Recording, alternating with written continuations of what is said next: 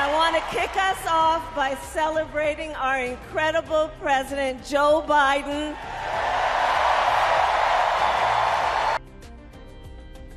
Cheers for President Joe Biden as Vice President Kamala Harris surprised the DNC crowd last night before he took the stage. We have highlights from his address and what he had to say afterwards as he left Chicago. And we saw protests and arrests outside the UC before the president's speech, what CPD Superintendent Larry Snelling had to say about officers getting involved. And a live look outside where it is beautiful but a cooler day today. Wait until you hear how hot it could get this weekend, though. Good morning, everybody.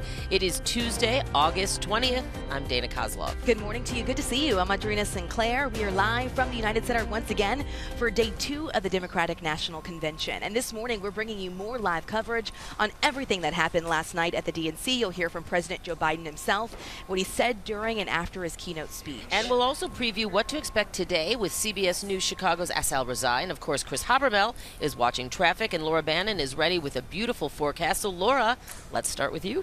Yeah, nice, cool, comfortable morning. We are down into the 50s. It's 60 degrees in Chicago, but outside of that, we've cooled off nicely. Dew points also have backed off, low 50s. It is a beautiful morning out there. Michigan City, 50 degrees, 52 Valparaiso, Aurora, 55, McHenry, 59, and 61 to Waukegan. Wind speeds have calmed down, but we still have this wind that's coming off the lake today. Will be breezy closer to lakeside, and that's going to keep those waves high through this afternoon. Beautiful skies today. Some clouds this morning. By 10 o'clock it's 66, 71 by 2 today, and then we're in the upper 60s, low 70s, closer to the lakefront here for your afternoon. Tomorrow we start a warming trend. I'll show you how hot it gets in your first alert forecast, but the time is 5:02. Let's get a check of traffic. Good morning, Chris. Morning, Laura. Hi, everybody. Yes, indeed, we're making history here in the city of Chicago with the DNC in town. So good morning, delegates. Know you're tired from yesterday, and anybody else who's visiting our fair city. So let's get up and get out. And when you are out on the roads, not a lot of company right now. It's nice and quiet. We had a beautiful overnight. All the overnight road work has pretty much been picked up. A couple of street closures up here in the Mag Mile area and getting into the Gold Coast. These have been in place for a while. Wabash is still closed from Chestnut through Delaware, and that goes through tomorrow. Chicago Avenue and Huron from Michigan over to Rush through the end of the week. And then today only, parts of Delaware, Rush, Walton, and State are going to be closed. And of course, yesterday was a veritable motorcade festival around Chicago, so expect rolling closures during any of the VIP movements today and especially this afternoon.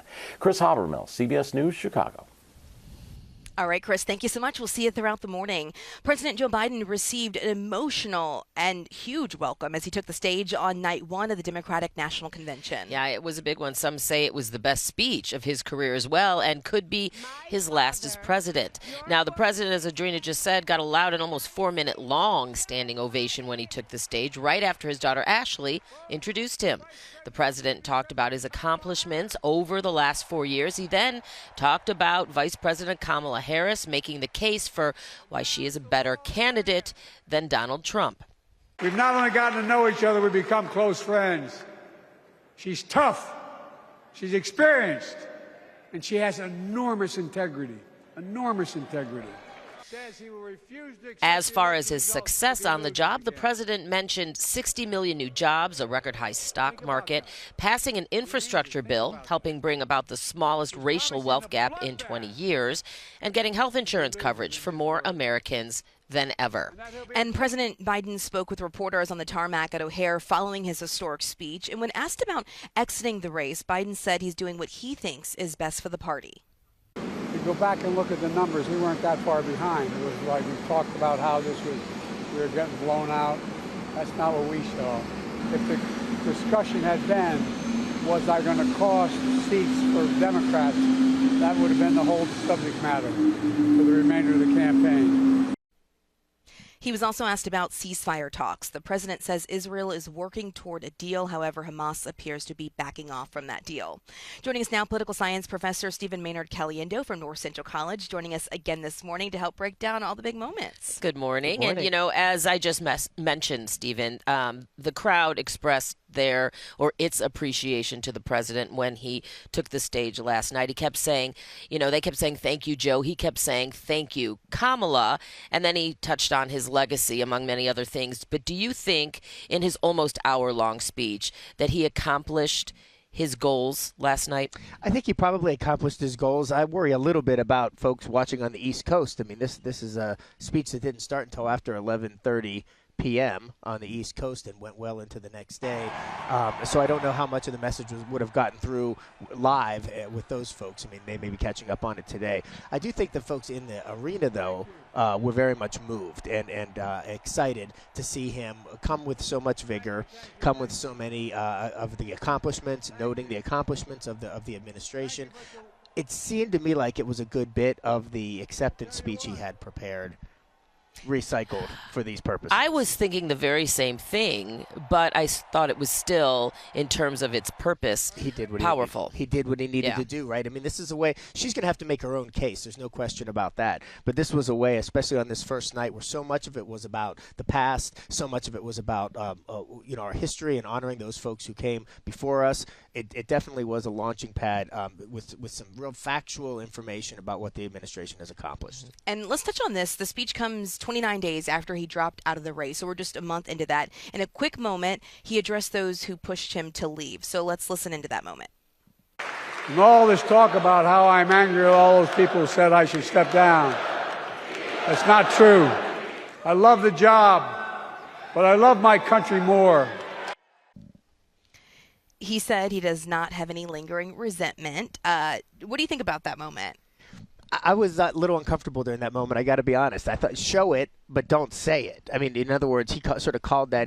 Maybe you could say it was already in the room. I mean, there was like the big elephant in the room or donkey. Whatever. But I think the fact that he was there and the fact that she was there in the audience, because again, that's not typical. We talked about this a little bit yesterday morning. I didn't expect her to be here at all. I mean, I expected her that surprise appearance was sort of nice, but it wasn't shocking. But to sit there in the box, the same way that we saw Donald Trump sit in the box for 4 straight days, was a little surprising. But I understand why she did it. She really wanted to show her support for him and to have her send off as well. It would have been awkward, I think, if she weren't there. Yeah, and also, talk about not being angry. That shows that there's no potentially bad blood between the two of them, at least on appearances. The president also used the speech to push for Harris and Walz. Of course, he had to do that, but he also attacked Donald Trump with some name-calling. So is it a better strategy to tout accomplishments or to focus on the opposition's failures or weaknesses? You got to do both of those things. There's no question you have to do both of those things over a 4-day convention. I think it's a little awkward though when you have many of the speakers standing up saying we don't do name calling. We're sort of above that, and then you have other speakers coming through and doing some of the name calling. And so I'm not suggesting they shouldn't name call. This is politics. It's a little bit rough. Certainly when the other side's doing it, you do it as well. But there was a little bit of a contrast, I thought, or a little bit of a conceit because there were some other speakers calling for it to not happen. All right. Point. Thank you so much, Professor Stephen Maynard Caliendo. We'll be checking back in with you a little later throughout the morning. And at 5:15, we will look at all the star power and some of the other big speakers from last night and talk about one who didn't even get a chance to perform. I know. Okay, lots to talk about. Day 1 of the convention in the books, and there's still a lot to look ahead to here on day 2 of the DNC. Asal Razai is live outside of McCormick Place right now with more on some of the speakers we expect to hear from today. Good morning, Asal. Hey, good morning, Dana, Audrina. Another big day ahead, as you guys mentioned. We know we're expecting to hear from Governor J.B. Pritzker and former President Barack Obama. They will build off of President Biden's keynote address, as you guys have been showing already this morning, along with more than 4 or more minutes of cheering and applause for the president. We also saw big cheers for VP Kamala Harris when she showed up on stage. We knew she would be there to support President Biden, but it was still a surprise to see her take the stage on day 1. A lot of familiar faces there last night. We know Reverend Jesse Jackson was honored for his decades of civil rights work. We heard from a lot of speakers with ties to Illinois, including Chicago Mayor Brandon Johnson and former First Lady and Secretary of State Hillary Clinton, who grew up in Park Ridge. Together, we've put a lot of cracks in the highest, hardest glass ceiling. It will take someone with leadership who would fight for us. And let me tell you, America, leadership, Kamala, she's got it. She'll be a president we can all be proud of. And she will be a historic president who puts her stamp on America's future. And today's theme is a bold vision for America's future. We know it's another day packed with caucus and council meetings on the agenda, including the Women's Caucus and the Interfaith Council. I'm live outside of McCormick Place. Asal Rezai, CBS News Chicago. Asal, thank you so much. And this morning, Chicago police will be confirming the number of arrests that happened during yesterday's DNC protest. We're going to hear from them in just a few hours, so stick with us for that. But thousands marched from Union Park to near the United Center. The masses, they were peaceful and respectful, but there was at some point a small fraction that you're seeing here that broke off and knocked over some of the anti-scale fencing. You can see them picking it up there. Objects were also thrown at police as our CBS News crew saw several arrests there. But police chiefs Larry Snelling, the superintendent, said his officers were effective in getting things back under control. We're not going to tolerate anyone who is going to vandalize things in our city. We're not going to tolerate anyone who are going to commit acts of violence. The National Lawyers Guild, we talked to them last night. They say they have been notified of at least 10 arrests. Make sure to stay with us. At 5:30, our Darius Johnson has a look at how they're beefing up security near the United Center this morning in the wake of all that.